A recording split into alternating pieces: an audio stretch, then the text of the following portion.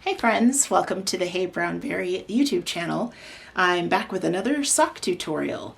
I want to teach you the Finchley Graft. The Finchley Graft is a way to finish your sock toes. If you've knit a sock from the cuff down to the toe, you know that you have to finish it off by weaving in your ends and closing that toe. In order to close the toe, many sock patterns recommend the Kitchener stitch. It's a very common grafting method to bring together the top and bottom side of the sock and close up your toe so your socks are ready to wear. But I'm going to teach you another method called the Finchley Graft, and it's got a little bit of a trick to it, but I find it so much easier, less steps to remember, and it works beautifully for closing a toe. Let's go, Finchley Graft.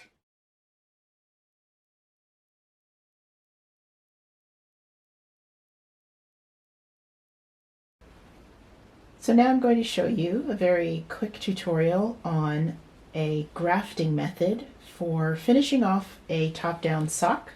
This sock is from my pattern called Now and Next. It's a top-down pattern that has you knitting until you have about 12 stitches left on either side of the foot, and now they need to be grafted together to close that toe. A typical method of closing the toe is the Kitchener stitch. You might be familiar with the Kitchener stitch to graft together these stitches and close them seamlessly so that it looks like one continuous row of knitting bringing these together. Well, the Finchley Graft allows you to do that same method of joining, but it's done a bit differently, and it actually requires a few less things to remember. A lot of people don't enjoy the Kitchener stitch because there are different things that you have to do every 4 stitches. In the Finchley Graft, there are really only a couple of steps you need to remember. Now, this is different in that it is worked from the wrong side. Right now you're looking at the right side of this sock. The Finchley Graft will be worked from the wrong side, which in this case is the purl side. So in order to turn my sock inside out, I'm working on a long circular needle, so I'm going to pull the needle tips out of the way so that my stitches are resting just on the cable.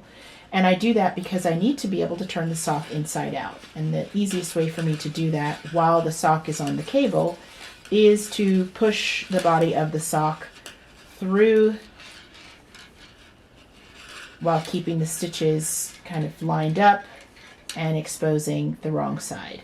So now I can see all my purl stitches and the end of my yarn where I had finished off my knitting and left a yarn tail. I want to bring that through as well. This is an extra yarn end. If you're like me, you don't weave in your ends all the time as you're working, so tuck that one out of the way. The one you want is the one that's associated with the stitches on the needle. That's this one. And you're going to need, of course, your darning needle because we are going to be grafting. Now that my sock is inside out and you can see the purl stitches, I've got my yarn tail here on the right. I'm going to just thread that onto my darning needle.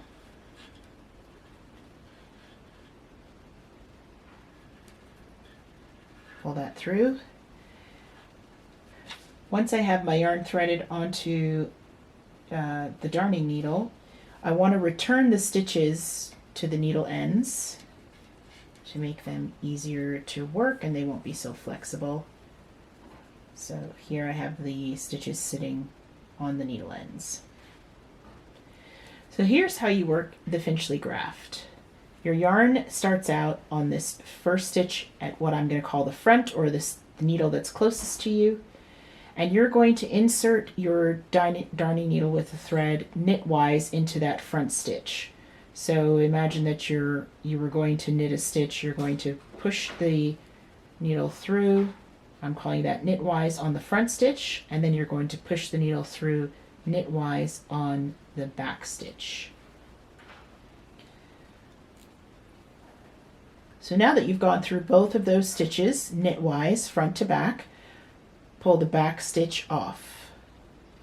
So front to back, pull the back stitch off. And you can remain pretty loose with this. You can always tighten it up afterwards. You don't need to feel the need to snug it up really tight. Next step, you're going to take your darning needle and come through the back stitch first, and let's call this purlwise from right to left, and then through the front stitch also purlwise. So when you come through both stitches toward the front, you guessed it, you're going to pull the front stitch off. That completes one full segment of the Finchley Graft. So we're just going to repeat that all the way across. Through the front stitch, knitwise, through the back stitch, knitwise. Once you've done that, take one stitch off at the back. Then do the opposite. Come through a back stitch, purlwise, a front stitch, purlwise, and pull a stitch off at the front. So wherever you end up in the sequence, that's the stitch you remove. The last stitch that you work with, you're going to remove that off the needle. And we're going to continue our sequence across. We're going to insert our darning needle knitwise into the front stitch, knitwise into the back stitch, pull it through, and then we're going to move that back stitch off the needle. Just slide it off the needle, slight tug. Next we come through the back stitch, purlwise, through the front stitch, purlwise. Try not to let your threads get too mixed up or caught up on your needles. And then we're going to slide the front stitch off. Once again, knitwise through the front, knitwise through the back, slide off the back stitch, purlwise through the back, purlwise through the front, slide off the front stitch. Once again, maybe you're trying this with me on a sock that you're finishing. Knitwise through the front, knitwise through the back, and then carefully slide off that back stitch.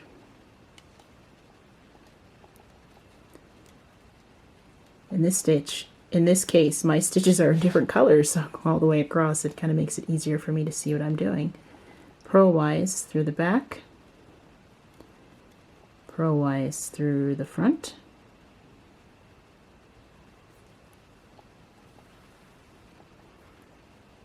slide off the front stitch. Of course, it's okay to go slowly if this is your first time trying it. Remember that you can make adjustments once you're done in terms of tightening up your stitches. We're making a graft that's going to look just like a knit row when we turn this sock right side out.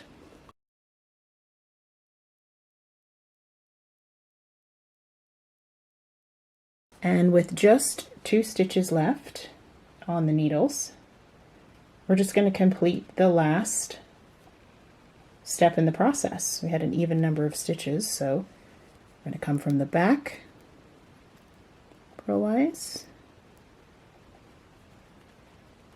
and go through the front stitch, purlwise. And in this case, both of those last 2 stitches are going to come off the needle. And there you have it. We've grafted across this toe, this time from the wrong side. And it's convenient that your yarn tail is now on the inside of your sock, because that's typically where you would do your weaving in. But let's take a look. How did we do on this graft? I'm going to turn this sock right side out. It's off the needles now. It's pretty easy to do. You want to see how we did closing that toe. I turn it right side out and I'll show you. Our toe has been grafted with what looks like a continuous series of knit stitches. See that? If I roll it over from the top side to the bottom side, it's got a beautifully finished toe. If I wanted to, obviously, if I feel like this is too tight of a graft or even too loose, I would take my darning needle and go back through and kind of pull up on the stitches to loosen them if that's what they needed. But I know from doing this that blocking fixes everything. And so this toe is fine as it is. And once I weave in my ends, it's ready to wear. What do you think of that? Finchley Graft.